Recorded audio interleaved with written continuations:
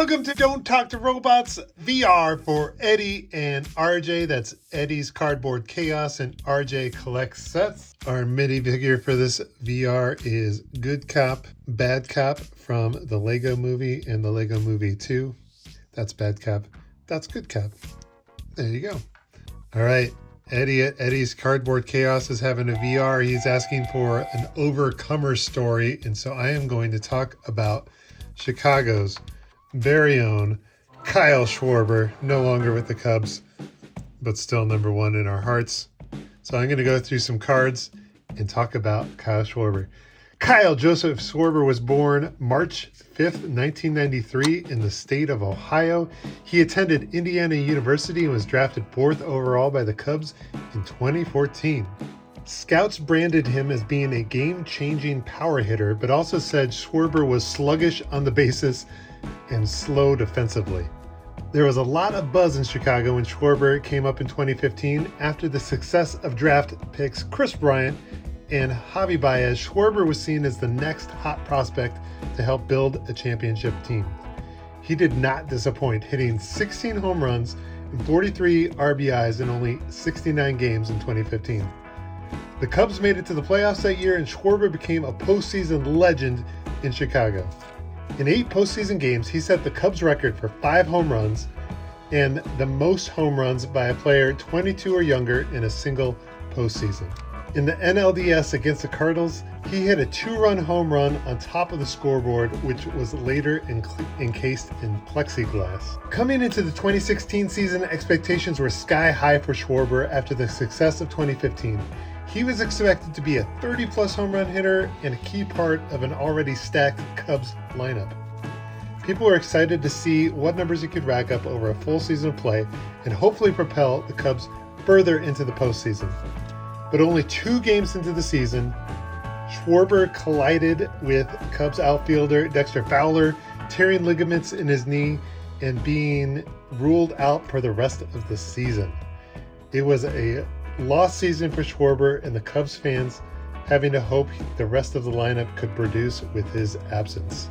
But Schwarber's year did not end there. I remember in early September, there started being rumors on sports radio that Schwarber's rehab was going well, and there might be the slightest possibility he could rejoin the Cubs for the playoffs. But at the earliest, the World Series. These predictions always seemed far-fetched, but miraculously, the Cubs made it to the World Series, and Schwarber was added onto the World Series roster. He was not cleared to play defense. He could only pitch hit or serve as a designated hitter. He started Game 1 as the team's DH and hit a double in the 4th inning, becoming the first player ever to hit their first hit of the season in the World Series. He was able to get 7 hits, 2 RBIs, and 1 stolen base during the series, and was a key contributor in helping the Cubs win the World Championship over the Indians in 7 games.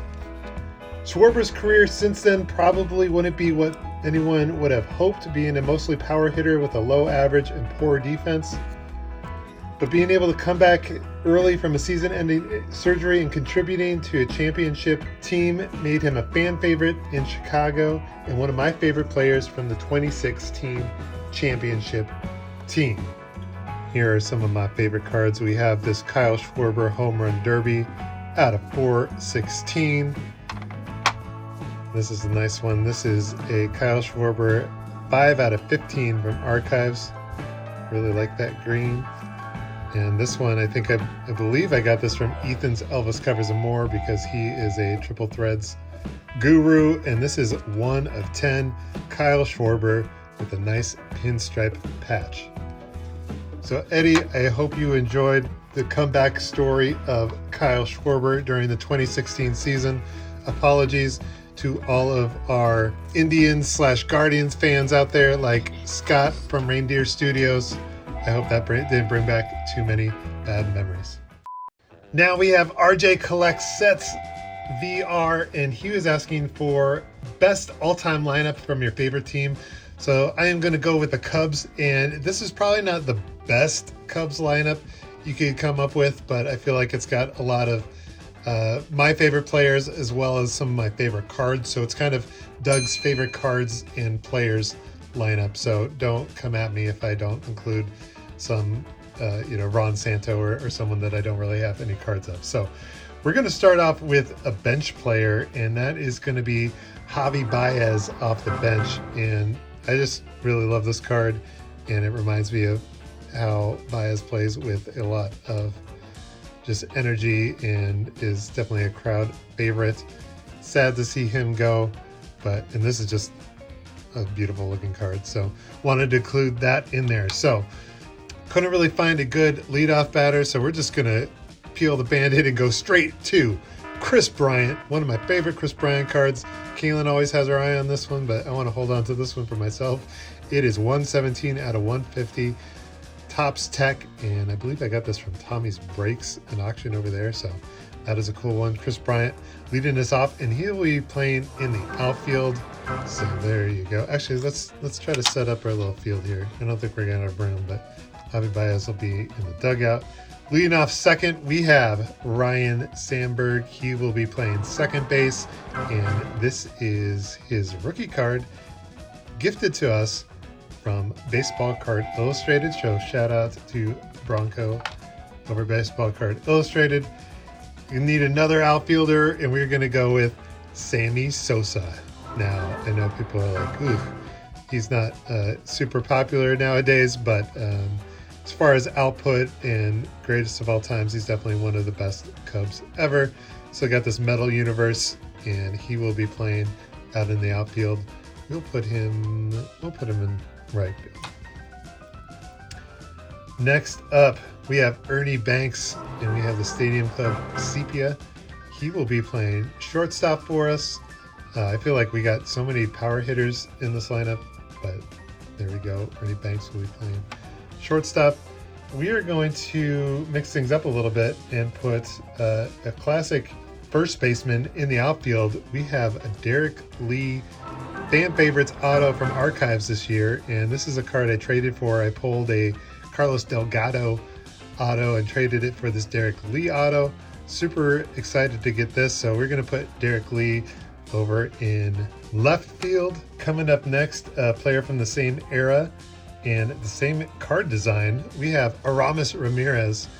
And big shout out to Jason VT Sports Guy.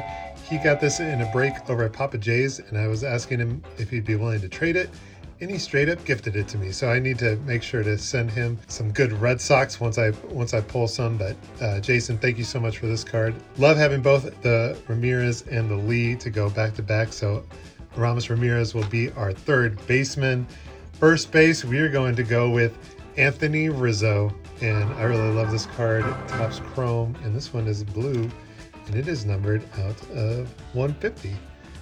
So very nice. I think Bubba's got some nicer Rizzos, but this is a pretty sweet looking card in my personal PC. So he'll be our first baseman. Catching, we got Wilson Contreras with his rookie card there.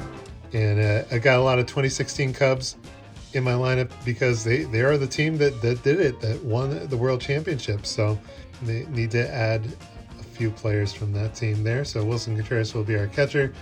And going to bring back one of my favorite pitchers of all time, hitting ninth, Greg Maddox. And we got this rated rookie, and I believe this is also from Baseball Card Illustrated. So they are hooking me up with some Cubs there. So RJ, that is my lineup, some of my favorite Cubs.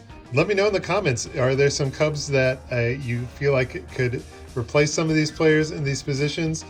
Probably maybe an outfielder for Derek Lee, and I feel like Rizzo and Derek Lee had maybe comparable, times with the Cubs.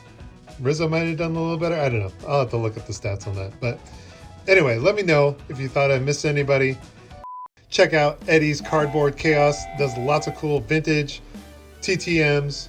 Lots of fun stuff over there. RJ collects sets, showing off an impressive collection of different things. So I guarantee you will not be bored by either of those channels. And get in on these VRs if you so desire. You still have the opportunity. So thank you so much for watching, and don't forget to rock and roll.